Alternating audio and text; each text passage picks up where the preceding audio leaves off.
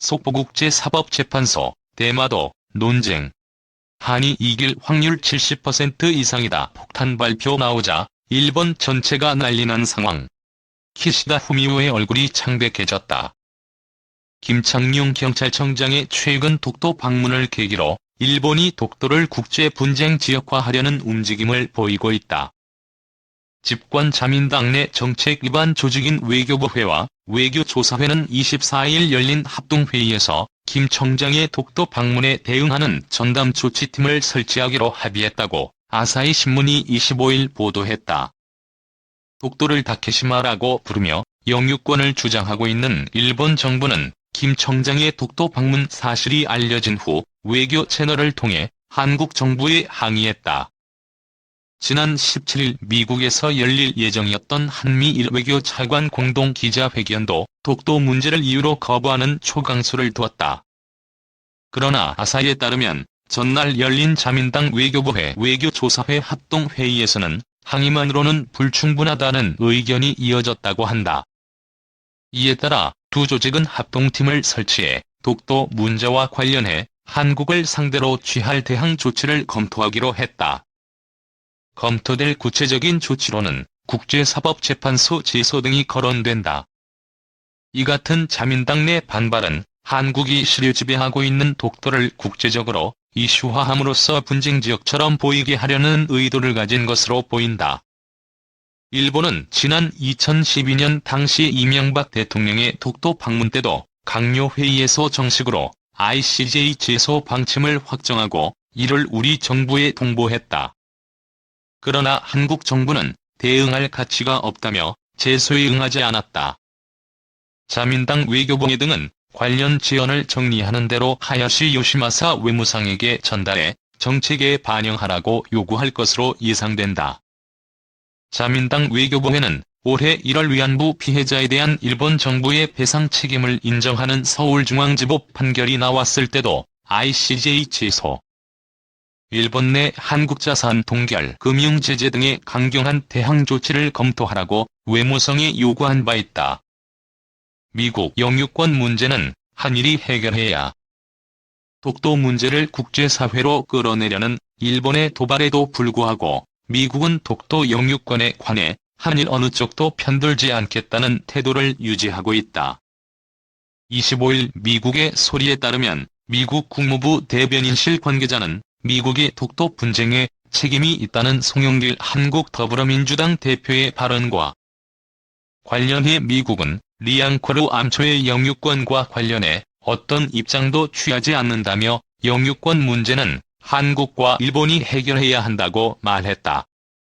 미국 지명위원회는 지난 1977년부터 독도를 리앙코르 암으로 지칭하고 있으며 국무부 등 주요 행정부처도 공식 문서에서 독도나 다케시마라는 지명이 아닌 리앙코르 암이라는 중립적인 명칭을 사용해왔다. 앞서 송 대표는 지난 19일 한미일 외교 차관 공동기자회견 무산에 대해 논평하며 2차 세계대전 후 샌프란시스코 강화회의에서 미국이 제대로 챙기지 못하고 일본의 로비에 넘어가는 바람에 분쟁의 소지를 남겼다며 미국 책임론을 제기했다. 이 대마도는 한국 땅이다. 대마도는 대한민국 경상남도 동래부 기장군 대마도라는 옛날 주소를 가지고 있다. 그러나 지금은 일본의 성명으로 일본이 불법으로 무단 점용한 상태에 있다. 이제 우리는 대마도가 우리나라 대한민국의 영토라는 엄연하고 분명한 사실을 전 세계 사람들에게 알리면서 대마도를 되찾아오는 그날까지 대한민국 국민의 한 사람으로서 나의 몫이 될 수 있는 한계까지라도 대마도에 대한 슬픈 역사를 사람에게 알리는 방법으로 투쟁할 것이다. 오래전부터 대마도 찾기 운동을 전개해온 여러 분야의 선후배가 있었지만 잠시 스쳐가는 바람처럼 일순간의 행사로 끝나는 안타까운 모습으로 끝났다. 그것을 보고 한 번 더 상기시키기 위한 목적으로 명분 있는 자료를 공개하며 또한 관심 있는 대중들이 노래를 부르면서 그 노래를 통하여 분함과 억울함을 표출하면서 동시에 애국심을 함양하는 기회를 보충하며 세상에 더 알리기 위하여 나선다. 비록 언제가 될지 모르겠지만 대한민국 미래의 천년대계와 후손들을 위하여 21세기에도 대마도 슬픈 역사를 되새기며 반환운동을 고취시키기 위한 움직임이 있었다는 기록을 남기며 신선한 방법으로 이러한 운동을 이어갈 신세대가 나타나기를 바란다.